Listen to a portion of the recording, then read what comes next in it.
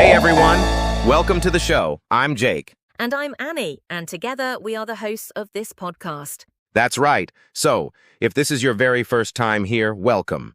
This podcast is made for anyone who wants to improve their English in a fun, easy, and natural way. We talk about everyday topics, things that happen in real life. So the English you hear on this show is the kind of English that real people actually use. No boring grammar drills, no long lists of vocabulary to memorize, just two people talking. Well, two very charming people, I might add. Oh, very charming. Especially you, Jake. Why, thank you, Annie. I knew you had good taste. Don't push it. Okay. So, we do have one small hidden agenda in each episode. Without making it feel like a lesson, we actually slip in 5 useful English words or phrases into the conversation. And at the end of the episode, we recap those words, so you can remember them and actually use them in real life. Pretty sneaky, right? In the best way possible, okay? So if you enjoyed today's episode, please subscribe to the channel. It really helps us grow, and honestly, it just makes us very, very happy. So happy. Like puppy getting a treat, happy. All right, let's get into today's episode. So today's topic is daily routine. Yes, such a classic topic. And honestly, I feel like people underestimate how much your daily routine actually affects your life. Completely. Like the small things you do every single day. They add up in a really big way. Exactly. And I think a lot of people, especially English learners, know how to say things like, I wake up at 7 or I go to work. But today, we're going to take it a little further. We're going to talk about our actual routines, share some embarrassing details. Speak for yourself. And along the way, you'll pick up 5 really useful English expressions that most people at the pre-intermediate level haven't come across before. So, stick around. Let's go. All right, Annie, let's start at the very beginning. Morning routine. What time do you wake up? Okay, so officially I wake up at 6:30. Officially? Yeah, my alarm goes off at 6:30. But if I'm being completely honest, I always hit the snooze button, like at least 3 times. Oh, a fellow snooze button person. I can't help it. That 5 minutes of extra sleep feels so luxurious, even though I know it doesn't actually help. No, it doesn't. In fact, I read somewhere that hitting the snooze button can actually make you feel more tired because you're interrupting your sleep cycle. Yes, I've heard that too, and yet I still do it every single morning. So just to be clear for our listeners, hit the snooze button. The snooze button is the button on your alarm that gives you a few more minutes before it rings again. And in everyday English, we use this phrase more broadly too. Like, if someone is putting off a difficult decision, you might say they're hitting the snooze button on that problem. Ooh, that's a good one. My boss has been hitting the snooze button on that salary review for 3 months now. Ouch. That's very specific, Annie. Is everything okay at work? I'm just giving an example. Okay, your turn. What time do you wake up? So, I wake up at 6. No snooze. I just get up immediately. What? How do you do that? That sounds inhuman. It took a while, honestly. But I've really managed to get into a routine over the past year, and now my body just kind of wakes up on its own. Okay, wait. Get into a routine. Tell me more about that. Right. So, get into a routine means to develop a consistent schedule. Like, to start doing the same things in the same order every day until it becomes natural and automatic. So it's not just about having a routine, it's about the process of building one. Exactly. Like, at first, it's an effort. But once you get into a routine, it feels easy. Almost like you're on autopilot. That's actually really motivating. I need to get into a morning routine. Right now, my mornings are just chaos. What does a chaotic Annie morning look like? Okay, so I finally get out of bed around 7 after all the snoozing. Then I have like 20 minutes before I need to leave. So I'm rushing around, brushing my teeth, trying to find my keys, eating breakfast, standing up in the kitchen. Eating breakfast, standing up. Or sometimes I just grab something and eat it on the way, like a banana or a granola bar. So you're eating on the go. Exactly. I'm totally eating on the go. I basically live on the go in the mornings. And on the go is a great phrase, by the way. It means you're busy and moving. You're doing things while you're rushing or traveling rather than sitting down and taking your time. Yeah, like, I don't have time for a sit-down lunch, I'll just eat on the go. Or, she's always on the go.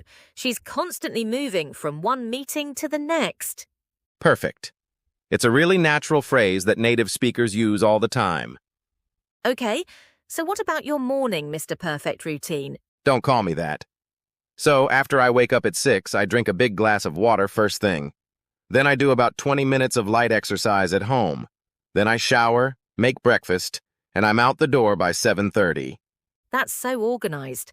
I'm a little jealous, honestly. It didn't happen overnight. It took me like 2 months to actually stick to it. Okay, that makes me feel better. So, what about work? Walk me through your workday routine.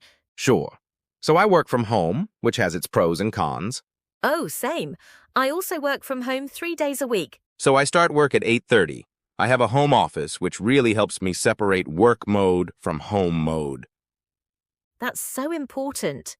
When I first started working from home, I would just sit on my couch with my laptop, and it was a disaster.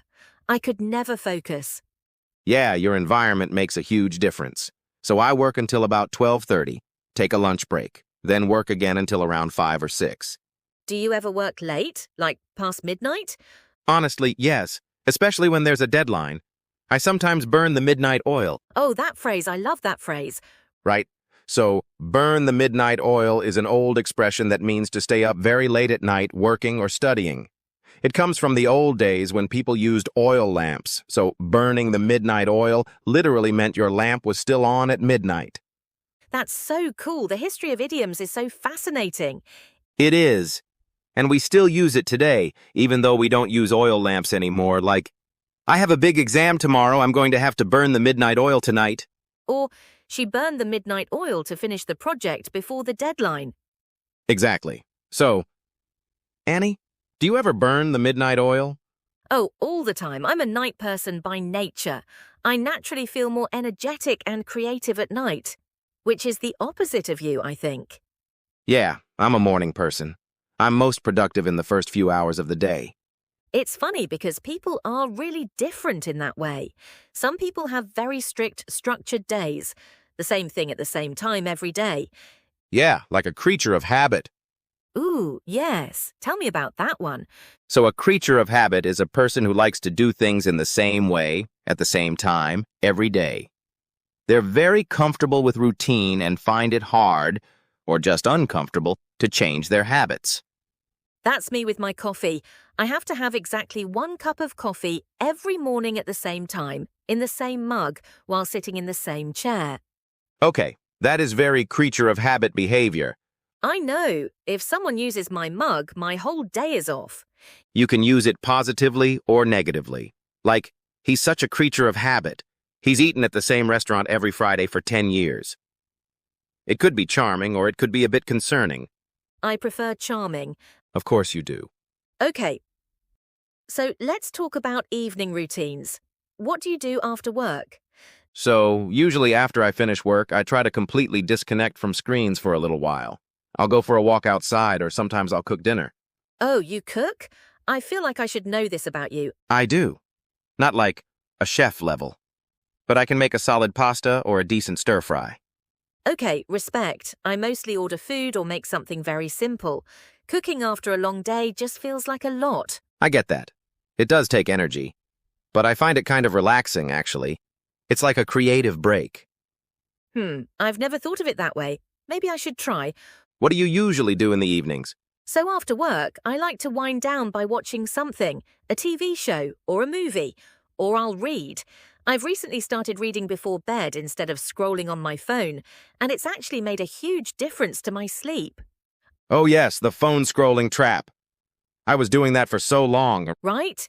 You pick up your phone to check one thing, and suddenly it's been an hour and you don't even know what you were looking at. And then you can't sleep because your brain is still active. Exactly. So now I put my phone on the other side of the room before bed, which also forces me not to hit the snooze button because I actually have to get up to turn the alarm off. That's a genius trick. Thank you. I'm full of them. Okay, one last thing. Weekend routines. Do you keep the same schedule on weekends? Absolutely not. On weekends, I sleep in as much as possible. I figured. I actually try to keep a similar wake-up time on weekends. Not exactly the same, but within an hour or so. That sounds exhausting. It's actually good for you. It's called keeping a consistent sleep schedule. It helps your body's internal clock. I believe you. I just choose not to follow that advice on weekends. Fair enough. What do you do on weekends to recharge? I love spending time outdoors, hiking, going to a farmer's market, that kind of thing. And I always try to meet up with friends or family. That's my social recharge. That's really nice. I also try to protect my weekends for things that bring me energy. Not work, not chores, just things I genuinely enjoy. I think that's so important. Your routine during the week matters, but so does knowing when to break the routine. Totally. Balance is everything. Okay, before we wrap up, let's quickly go through the 5 expressions we used today. Jake, do you want to do the honors? With pleasure. All right. Number 1, hit the snooze button. This means to press snooze on your alarm to get a few more minutes of sleep, and more broadly, it means to delay or avoid something. Number 2, get into a routine. This means to develop a consistent daily schedule until it becomes automatic and natural. Number 3, on the go. This means you're busy and moving, doing things while rushing rather than sitting down. Number 4, burn the midnight oil. This means to stay up very late at night working or studying. It comes from the era of oil lamps. And number 5, a creature of habit. This describes a person who likes doing things the same way every day and feels uncomfortable with change. 5 great phrases. Very useful, very natural. Try to use at least one of them this week. Yes. Actually use them in a real conversation, or even just say them out loud a few times. That's the best way to make them stick. All right, everyone, that's it for today's episode. Thank you so much for listening. If you enjoyed this, please subscribe to the channel and leave a comment below, telling us about your own daily routine. We'd love to hear from you. Until next time, take care, keep learning, and we'll see you in the next episode. Bye, everyone. Bye.